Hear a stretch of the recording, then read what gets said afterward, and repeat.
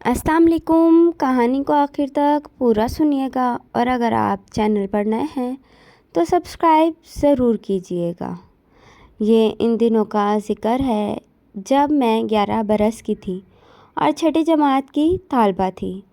समीरा मुझसे 5 बरस बड़ी थी। हम गांव में रहाइश पजीर थे। समीरा स्कूल ना जाती थी। उसने जो कुछ पढ़ा घर में ही पढ़ा। एक उस्तानी उसे घर आकर पढ़ा जाती थी। समीरा का घर हमारे मकान से चंद कदम के फासले पर था। दरअसल उसका जन्म एक अमीर घराने में हुआ था। उसके आबा अजदाद इस इलाके के मालिक और सरपरस्त रहे थे।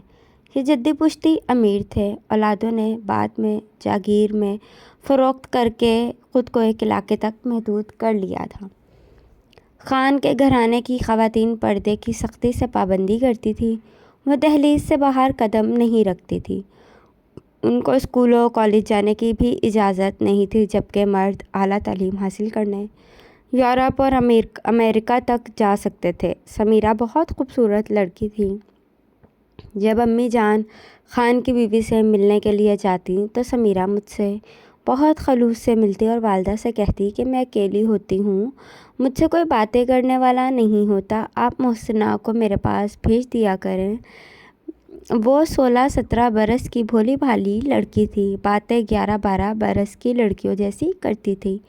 मेरी उसकी दोस्ती हो गई। अम्मी जानती थी कि समीरा को घर की दहलीज से बाहर कदम रखने की इजाज़त नहीं मिलेगी, इसीलिए वो मुझे उसके पास जाने से मना नहीं करती थी। मैं समीरा से अपने घर आने का तकाज़ा भी ना करती थी, क्योंकि मैं उसकी मजबूरियों को समझती थी। वो अक्सर मुझसे स्कूल की बातें सुनती। उसे स्कूल जाने का बड़ा शौक़ था। समीरा की अम्मी मेरा बहुत ख्याल रखती थी। मेरी अम्मी से दोस्ती थी और यह भी मालूम था कि मैं एक छोटी सी लड़की हूँ। ताहम वह बेटी पर कड़ी निगाह रखती थी। मैं जाती तो खुश हो जाती, प्यार मोहब्बत से पेश आती थी और बेटी को कहती, मोहसिना की खूब खातिर तवाज़े करो, ये तुम्हारी इकलौती सहेली है। समीरा मुझको सहेली ही समझती। हालांकि उम्रों का फ़र्क था। वो मुझसे दिल की बातें कहती।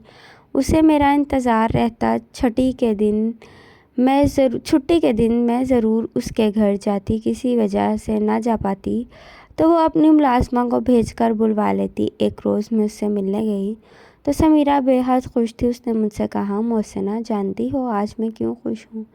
हमारे छोटे चचा शहर से लेने आ रहे हैं। वहाँ उनके बेटे की शादी है। मैं पहली बार शहर देखूंगी। सोचो ना, कितनी खुशी की बात है। वाकई उसके लिए खुशी की बात थी। एक अनहोनी सी बात कि पहली बार वो घर की चार दीवारी से बाहर जा रही थी, वो भी किसी बड़े शहर में। उनके चचा ने लंदन में पढ़ा था। वो तालीम हासिल करके लौटे तो कुछ रोशन ख्याल हो गए। गाँव के बजाय शहर जा बसने को तरजीह दी। दरअसल उनकी दूसरी बीवी एक शहरी औरत थी और ये शादी चचा ने अपनी मर्ज़ी और पसंद से की थी, जबकि पहली बीवी गांव में रहती थी। पहली बीवी से 2 लड़कियां और 2 बेटे थे। ये बच्चे भी माँ के साथ गांव में रहाइश पजीर थे। किस्सा मुख्तसर, अगले रोज़ समीरा अपने रिश्तेदारों के हमरा शहर चली गई। उसके साथ बड़ी चच्ची, उनकी बेटियां और चचा गए थे, जबकि समीरा की मां ने शादी में शिरकत नहीं की। वो अपने घर ही रह गई थी। 15 रोज़ बाद समीरा वापस शहर से आ गई। जब आई तो बहुत खुश थी। वो अपने चचा के घर की तारीफ़ें करते ना थकती थी। अपने चचा ज़ाद की शादी की तफसील बताना चाहती थी, लेकिन मेरे सालाना पर्चे हो रहे थे, लिहाजा मैं थोड़ी देर बैठकर आ गई कि पर्चों के बाद जब दोबारा आऊँगी तो फिर सारी तफसील सुनूंगी। इम्तहान की मसरूफ़ियत के सबब मैं दोबारा जल्द ना जा सकी। एक रोज़ उसकी मुलाज़िमा हमारे घर आई। उसे उसकी अम्मी ने मेरी अम्मी के पास भेजा था। अम्मी को बुलवाया। अम्मी उनके घर गई तो समीरा की वालदा को बहुत सख्त परेशान पाया। कहने लगी, शमा बहन, मेरी बेटी से बहुत बड़ी गलती हो गई है। वहाँ शहरी माहौल खुला डुला था शादी में और रिश्तेदार भी आए हुए थे और ये गांव से गई थी। न जाने क्या वाक़या हुआ कि अब हमारी इज़्ज़त खाक में मिल गई है, मगर ये कुछ बताती नहीं है। अम्मी ने प्यार से समीरा को समझाना चाहा, लेकिन उस लड़की ने ज़बान ना खोली। अम्मी ने समीरा की अम्मी से कहा, तुम माँ हो, जब तुमको नहीं बताती तो मुझे कैसे बताएगी? تم دوبارہ پیار سے اعتماد میں لو، یہ بہت خوف زدہ ہے۔ جو وہ وقت گزرتا جا رہا تھا، پریشانی بڑھتی جا رہی تھی اور سمیرا کی امی کی کچھ سمجھ میں نہیں آ رہا تھا کہ میں کیا کروں۔ امی جان کے سوا اس کا کوئی رازدار بھی نہ تھا۔ زیادہ پریشان ہوتی تو میری والدہ کو بلوا لیتی کہ اب بتاؤ کیا کروں۔ وقت گزرتا جا رہا ہے، ایسا نہ ہو کہ پانی پلو سے گزر جائے۔ سچ شکر کہ ان دنوں ان کا شوہر دوسرے ملک گیا ہوا تھا، ورنہ ضرور قیامت آ جاتی۔ سمیرا کی ماں کا کہنا تھا، بیٹی کی غلطی کے بارے میں اس کے باپ کو بھنک بھی پڑ گئی تو ہم کو زندہ نہ چھوڑے گا۔ اس کی آمد سے قبل ہی اس مسئلے کا حل نکالنا ہوگا۔ بہن تم میری رازداں ہو، اب تم ہی کوئی حل بتاؤ۔ میں بیٹی کو گھر سے باہر نہیں لے جا سکتی۔ اس معاملے کو گھر کی چار دیواری میں ہی دفن کرنا ہے، یہ ہماری خیرت کا سوال ہے۔ بہت زیادہ سوچنے پر میری ماں کو ایک حل سوجھ گیا۔ ہماری نانی ماں جہاں رہائش پذیر تھیں وہ جگہ زیادہ دور نہ تھی۔ ان کے گھر کے سامنے ایک نرس کافی عرصے سے رہتی تھی جن کا نام سارا تھا۔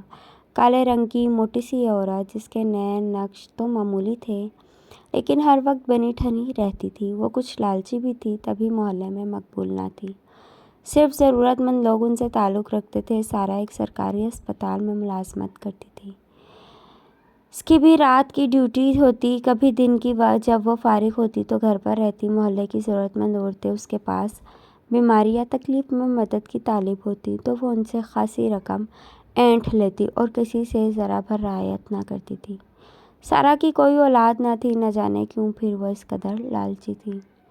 والدین بھی نہ تھے، کسی نے بھی اس کے گھر کسی رشتہ دار کو آتے جاتے تک نہیں دیکھا تھا۔ وہ جب ڈیوٹی دینے جاتی تو دروازے پر تالا لگا کر جاتی۔ ڈیوٹی سے لوٹتی تو گھر کا کام کرتی یا سو جاتی۔ محلے میں کہیں آتی جاتی نہ تھی۔ ہاں اگر کوئی بیمار ہو جاتا اور اس کی ضرورت پڑ جاتی تو بلانے پر وہ آ جاتی تھی۔ وہ خوش اخلاق نہیں تھی، اس لیے اپنی فیس پوری لے لیتی تھی۔ جب کسی کو انجیکشن لگوانا ہوتا یا گھر پر ڈرپ لگوانی ہوتی تو اس کو بلایا جاتا۔ سارا کئی بار نانی اماں کے گھر آ چکی تھی کیونکہ وہ اکثر بیمار رہتی تھی اور ان کو اکثر انجیکشن لگوانے ہوتے تو ماموں وہ انجیکشن جو ڈاکٹر لکھ کر دیتے اپنی والدہ کو گھر پر ہی لگواتے تاکہ نانی کو روزانہ ڈاکٹر کے کلینک تک آنے جانے کی تکلیف نہ اٹھانی پڑے۔ یوں امی جان سے بھی سارا کی سلام دعا تھی۔ محلے دار سارا کو صرف اپنے دکھوں میں بلاتے اور خوشی کی تقریبات میں کوئی اسے مدعو نہیں کرتا تھا۔ سبھی جانتے تھے کہ وہ ایک متعلقہ عورت ہے۔ اس بات نے بھی سارا کو الگ تھلگ کر دیا تھا۔ امی جان نانی اماں کے گھر گئی، انہوں نے سارا کو بلوا بھیجا۔ اتفاق سے وہ گھر پہ تھی، فوراً آ گئی۔ وہ سمجھی کہ نانی اماں کو انجیکشن لگوانا ہے، مگر یہاں مسئلہ ہی کچھ اور تھا۔ امی نے کچھ دیر تنہائی میں اس سے بات کی اور پھر اسے ساتھ لے کر سمیرا کے گھر چلی آئیں۔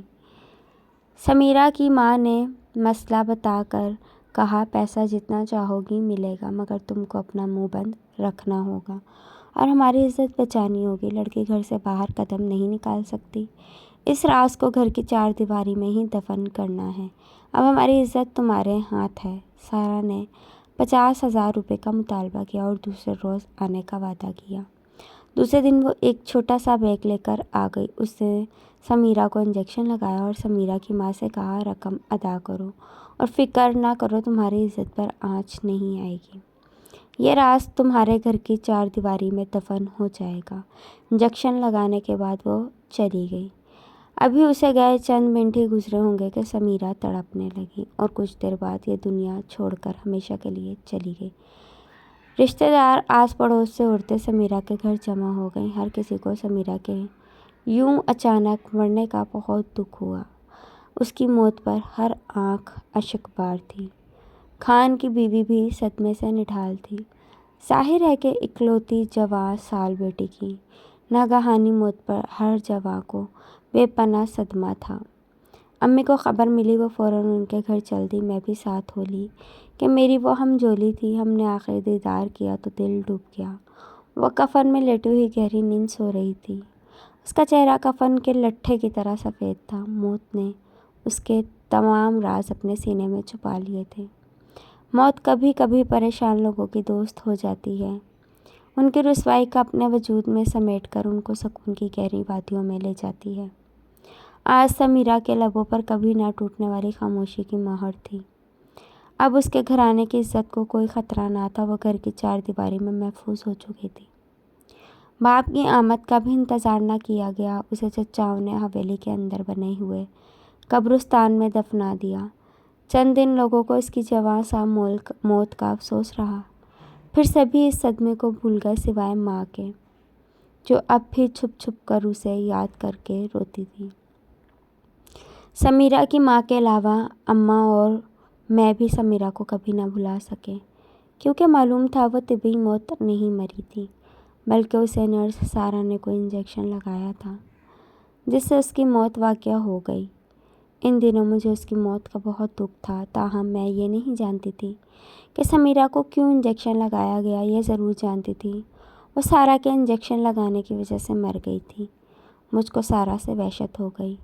نانی اماں کے گھر وہ نظر آ جاتی تو میں اسے نفرت سے منہ پھیر لیتی۔ میرا بس نہ چلتا تھا کہ ہر ایک کو بتا دیتی اس عورت نے کوئی انجیکشن لگایا تھا کہ سمیرا مر گئی۔ اماں نے سختی سے منع کیا تھا کہ کسی سے انجیکشن والی بات مت کہنا، کہ یہ اس گھرانے کی عزت کا سوال ہے۔ بہت عرصے تک مجھے اس معاملے کی سمجھ نہ آئی کہ یہ عزت کا سوال کیوں ہے کہ جس کی وجہ سے اتنی پیاری، اتنی خوبصورت لڑکی جان سے چلی گئی اور سمیرا مر گئی۔ اماں پھر بھی خاموش رہیں۔ وقت گزرتا رہا، یہاں تک کہ میں پوری طرح باشعور ہو گئی، زمانے کو سمجھنے لگی۔ تبھی سمیرا کی ساری کہانی میری سمجھ میں آ گئی۔ ساتھ یہ بات بھی معلوم ہوئی کہ عزت کے سوال کا کیا مطلب تھا۔ مجھے نرس سارا پر اب بھی غصہ تھا کہ اس نے محض چند پیسوں کی خاطر میری دوست کو غلط انجیکشن لگا کر مار دیا تھا۔ مجھے یقین نہیں تھا اس ظالمانہ فعل کی اسے اللہ کی طرف سے ضرور سزا ملے گی۔ 15 برس بعد جب ایک روز میں سسرال سے میکے آئی تو ماں نے بتایا کہ سارا بہت بیمار ہے، اپنے گھر میں اکیلی رہتی ہے، سسکتی اور روتی رہتی ہے، اس کے کراہنے کی آوازیں ہمارے گھر تک آتی ہیں۔